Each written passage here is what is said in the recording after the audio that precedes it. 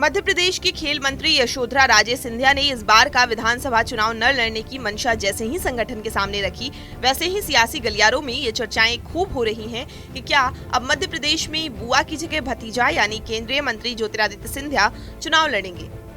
ये चर्चा इसलिए भी हो रही है क्योंकि भाजपा आलाकमान ने अपने केंद्रीय मंत्रियों और सांसदों को चुनावी मैदान में उतार दिया है। ऐसे में ज्योतिरादित्य सिंधिया को विधानसभा चुनाव में उतरने की चर्चाओं ने सियासतदारों को एक अलग ही मुद्दा दे दिया है, जिसके चलते अब सवाल उठ रहे हैं कि भतीजे केंद्रीय मंत्री ज्योतिरादित्य सिंधिया को मैदान में उतारने की हवाओं को देख बुआ यशोधरा राजे सिंधिया चुनावी मैदान में नहीं उतर रही, या फिर शायद कुछ सीक्रेट प्लान स्टोरी तैयार हुई है जिसके तहत यशोधरा 2024 लोकसभा चुनाव में उतर सकती हैं। तो वहीं ज्योतिरादित्य सिंधिया को शिवपुरी या ग्वालियर पूर्व से विधानसभा चुनाव लड़ाया जा सकता है। देखिए ये खास रिपोर्ट। मध्य प्रदेश विधानसभा चुनाव 2023 में भाजपा अपनी रणनीति में बार बार बदलाव कर रही है। भारतीय जनता पार्टी ने अपनी दूसरी सूची में 39 उम्मीदवारों की घोषणा के साथ ही चुनावी माहौल गरमा दिया है, जिसके तहत कई केंद्र स्तर की राजनीति करने वाले बड़े नेताओं को चुनावी मैदान में उतारा गया है। ऐसे में अब बीजेपी की दूसरी सूची में उम्मीदवारों के नामों में बड़े नेताओं की घोषणा के साथ ही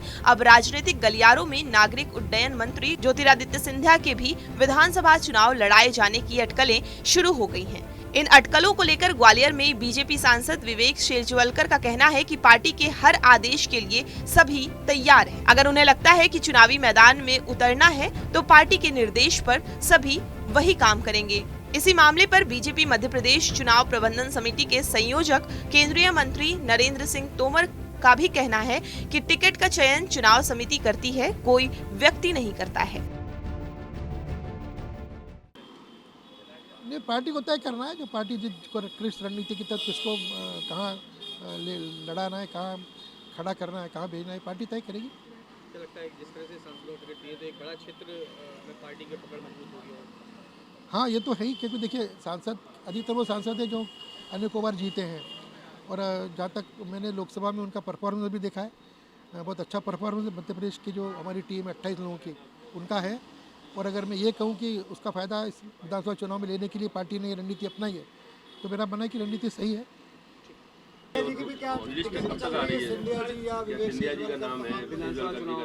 टिकट का चयन चुनाव समिति करती है, व्यक्ति नहीं करता।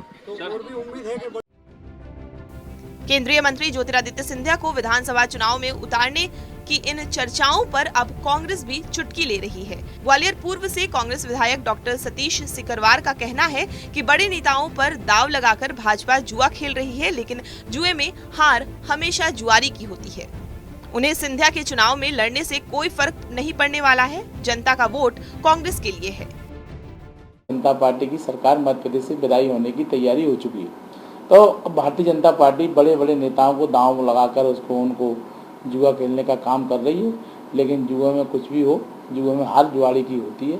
सिंधिया जी को भी आपके सामने लाया जा सकता है, ऐसा बीजेपी के लोग ही कुछ कह रहे हैं, सोशल मीडिया पे लिख रहे हैं। सिंधिया जी आते हैं तो मेरा सौभाग्य होगा, अच्छा है, उनसे लड़ने का मुझे दो हाथ करने का मौका मिलेगा, और जनता जिसको जिताएगी उसको आशीर्वाद जनता देगी, तो उसमें कोई फर्क नहीं पड़ता कौन क्या लड़ता है, प्रत्याशी कोई भी हो। हम तो चुनाव की तैयारी कांग्रेस कर रही है, और कांग्रेस पार्टी के साथ इस समय जनता खड़ी है।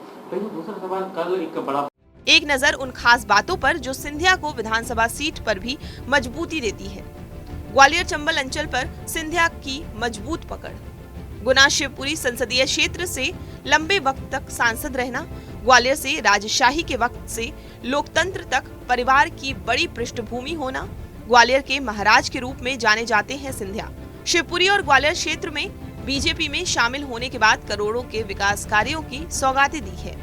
ग्वालियर शिवपुरी में सक्रिय रहते हैं ज्योतिरादित्य सिंधिया। शिवपुरी विधानसभा सीट से वर्तमान में उनकी बुआ यशोधरा राजे सिंधिया विधायक हैं, जिससे उन्हें राजनीतिक फायदा होगा।